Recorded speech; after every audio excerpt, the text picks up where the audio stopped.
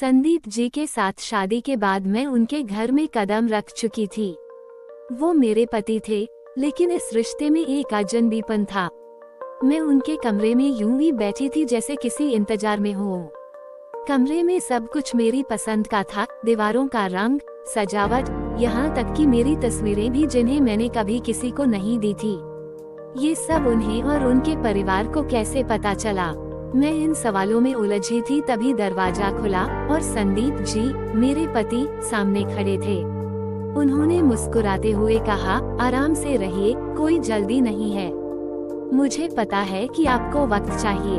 आप मुझे समझें, जाने, फिर हम इस रिश्ते को आगे बढ़ाएंगे। उनकी बातों में सच्चाई और अपनापन था। उन्होंने मुझे कपड़े बदलने का सुझाव दिया और मैं उनके कहने पर बिना कुछ बोले अंदर चली गई। कपड़े बदलते वक्त भी मैं खुद से ही सवाल कर रही थी कि मैं उनके कहने पर इतनी सहजता से क्यों सहमत हो रही हूँ। जब बाहर आई तो देखा कि संदीप जी मेरे लिए बिस्तर लगा चुके थे और खुद दीवान पर सोने की तैयारी कर रहे थे। उन्होंने मुस्कुराते हुए कहा, आप आराम से सो जाइए, मुझे किसी भी चीज की जरूरत हो तो बताइएगा। इतना कहकर वे दीवान पर सो गए। मैं बेड पर लेट गई, लेकिन नींद आंखों से कोसों दूर थी। धीरे धीरे बीते दिनों की यादें मेरे मन में लौट आईं। स्मृति, मेरी सबसे करीबी सहेली, अक्सर मुझसे कहती थी कि मैं कॉलेज की टॉपर हूँ और स्कॉलरशिप पाकर एक दिन आईएएस अधिकारी बनूंगी। लेकिन मेरे पिता चाहते थे कि मैं जल्दी से शादी करके गृहस्थी संभालूं। उन्होंने मेरे लिए एक लड़का देख रखा था, संदीप। मैंने उनका आदेश मानते हुए संदीप से मिलने का मन बना लिया, पर मेरी पढ़ाई और मेरे सपनों की बात उठाने पर घर में बवाल मच गया। मैंने संदीप से मुलाकात के दौरान सोचा था कि किसी तरह से मैं इस रिश्ते से मना कर दूंगी, लेकिन भैया और परिवार के दबाव में मैं खुद को चुप रख गई। और फिर देखते ही देखते हमारी शादी हो गई। मेरी यादों की खिड़की तब बंद हुई जब सुबह के 7 बजे कीर्ति दरवाजा खटखटाने लगी।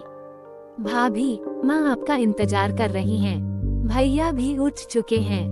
मुझे याद आया कि संदीप सचमुच उठ चुके थे। मैं जल्दी से तैयार होकर नीचे आई तो देखा कि सासू माँ नाराज दिख रही थी। बहू, कोई इतनी देर तक सोता है? जब मैं बहू बनकर इस घर में आई थी तो सुबह के 4 बजे उठ जाती थी और सबसे पहले नहाकर पूजा करती थी। तुम भी कम से कम सुबह जल्दी उठकर दिया जला दिया करो। संदीप ने मेरी ओर देखा और शांत स्वर में बोले, माँ, सांची को इस घर में ढलने दीजिए, वह धीरे धीरे सब कुछ संभाल लेगी। कुछ ही देर में संदीप जी ने कहा, सांची, 2 घंटे में तैयार हो जाए, हमें कहीं बाहर जाना है। मुझे बहुत गुस्सा आया कि मैंने क्यों नहीं कह दिया कि मुझे कहीं नहीं जाना, पर फिर भी मैंने उनकी बात मान ली और तैयार हो गई। जब मैं कार में बैठी तो सोचा कि आखिर ये मुझे कहाँ लेकर जा रहे हैं, लेकिन जब मैंने देखा तो खुशी से झूम उठी। मैं एक आईएएस कोचिंग सेंटर के बाहर खड़ी थी। बिना कुछ कहे संदीप जी ने मेरा दाखिला करा दिया। इस एक कदम ने मेरे दिल को छू लिया। सिर्फ यही नहीं, बल्कि हर वो जगह जहां मुझे उनके साथ की जरूरत थी, संदीप जी मेरे साथ खड़े रहे। मुझे कभी लगता था कि शादी मेरे सपनों को रोक देगी, लेकिन संदीप जी के साथ जिंदगी का सफर तय करने के बाद यह एहसास हुआ कि अगर जीवन साथी ऐसा हो तो शादी कभी सपनों की राह में बाधा नहीं बनती। और यही समझ में आया कि प्यार किसी भी मोड़ पर, किसी भी वक्त जन्म ले सकता है, चाहे वह शादी के बाद ही क्यों न हो। संदीप जी न सिर्फ मेरे पति बल्कि